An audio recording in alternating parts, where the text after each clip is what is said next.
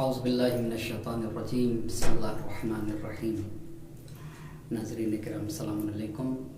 گفتگو کا عنوان ہے جناب زینب کبریٰ سلام اللہ علیہ اور آپ کا ایمان و استقامت و پائیداری۔ امام حسین علیہ السلام سن 60 ہجری 28 رجب کو مدینہ منورہ سے نکلے اور امام عالی مقام کے ساتھ آپ کی بہن جناب زینب کبریٰ سلام اللہ علیہ تھیں۔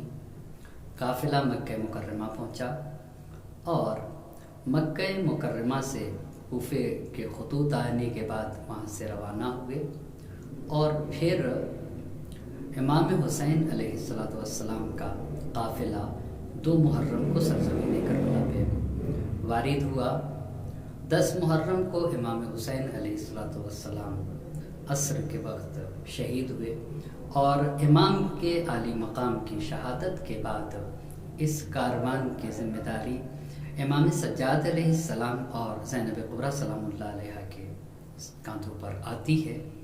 محرم کی 11 تاریخ کو اہل حرم کو اسیر کر کے کوفے لے جایا گیا اور 12 تاریخ کو امام حسین علیہ السلام کا لٹا ہوا قافلہ جب کوفے میں علماء نے لکھا ہے سورج کو نکلے ہوئے 2 گھنٹے ہو رہے تھے، اس وقت امام حسین کا یہ قافلہ بازار کوفہ میں پہنچا۔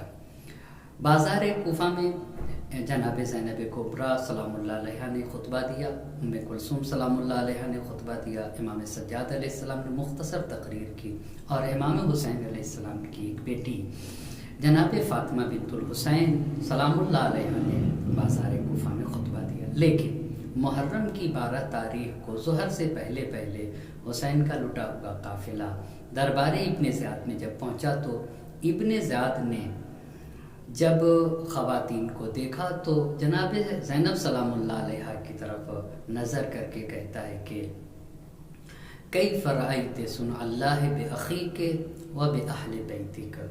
اس نے ایک جملہ کہا تھا کہ دیکھا تمہارے اللہ نے تمہارے ساتھ اور تمہارے گھر والوں کے ساتھ کیا کیا۔ وہاں پر شہزادی دو عالم نے ایک بات کہی ہے، ما رأیت الا جمیلا، میں نے اپنے اللہ سے جمیل اور اچھائی اور خیر کے سوا کچھ بھی نہیں دیکھا ہے۔ اسی بات پر میں مختصر آپ کی خدمت میں عرض کرنا چاہوں گا۔ شہزادی زینب کبریٰ سلام اللہ علیہ نے کہا ہے میں نے اپنے اللہ سے خیر کے سوا کچھ بھی نہیں دیکھا ہے۔ آپ تاریخ میں کون سی مسلمان خاتون ہے جس نے ایسا کردار پیش کیا ہو، جو 6 مہینے سے سفر میں ہو، جس کی اولاد شہید ہو چکی ہو اور جس نے ابھی 3 روز ہوئے ہیں اپنے حسین جیسے بھائی کو راہ خدا میں قربان دیا ہے اور نہایت استقامت کے ساتھ ابن زیاد کی آنکھوں میں آنکھیں ڈال کر کہا ما رأیت الا جمیلا۔ تاریخ سے ایک واقعہ نقل کروں اور اس کے بعد اپنی بات کو بیان کروں۔ جنگ احد میں جب بہت سارے مسلمان مارے گئے اور جہاں پیغمبر پاک کے شہادت کی خبر پھیل گئی کہ اللہ کے نبی جنگ احد میں قتل کر دیے گئے تو مدینے سے ایک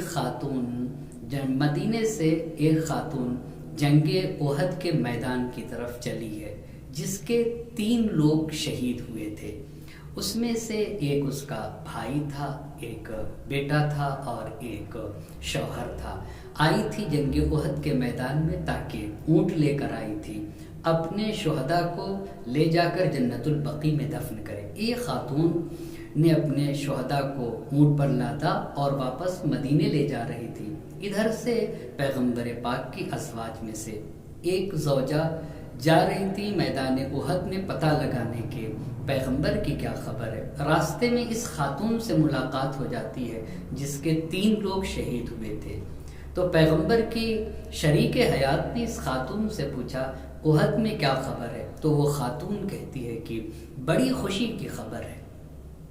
کہا بڑی خوشی کی خبر ہے؟ تو اس خاتون نے کہا کہ اس سے بڑی خوشی اور کیا ہو سکتی ہے کہ اللہ کا نبی زندہ ہے۔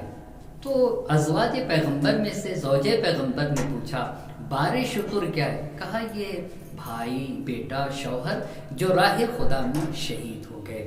اسی بات پر میں بتانا چاہتا ہوں یہ خاتون کس ایمان کی بنیاد پر، کس جذبے کی بنیاد پر کہہ رہی تھی کہ اگر اللہ کا نبی زندہ ہے تو پھر اس کے سامنے تمام مشکلات اور مصیبتیں ہیچ ہیں اور کچھ بھی نہیں ہیں۔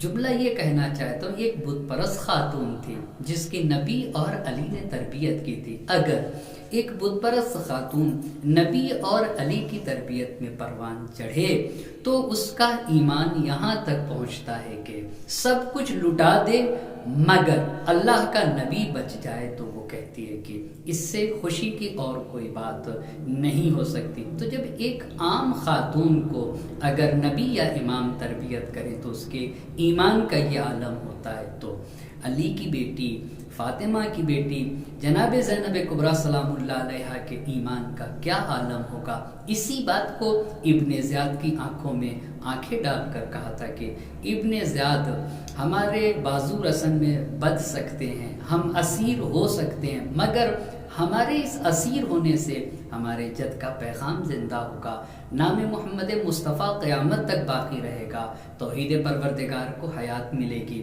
اللہ سبحانہ تعالیٰ کا نام باقی رہے گا۔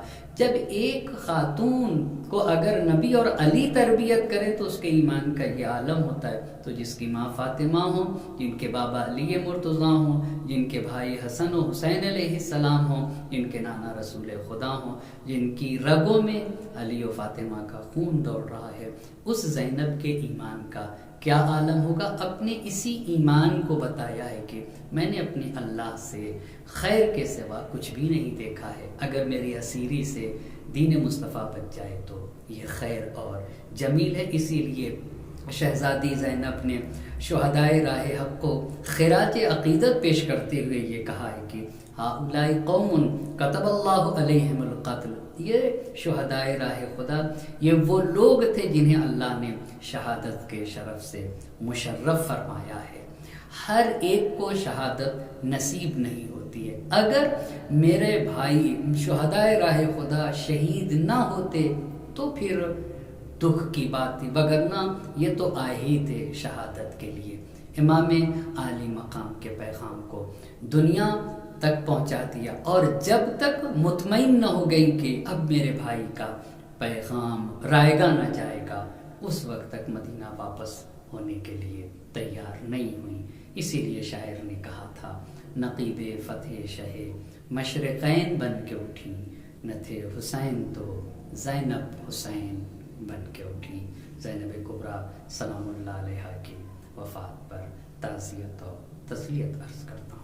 السلام علیکم ورحمۃ اللہ وبرکاتہ۔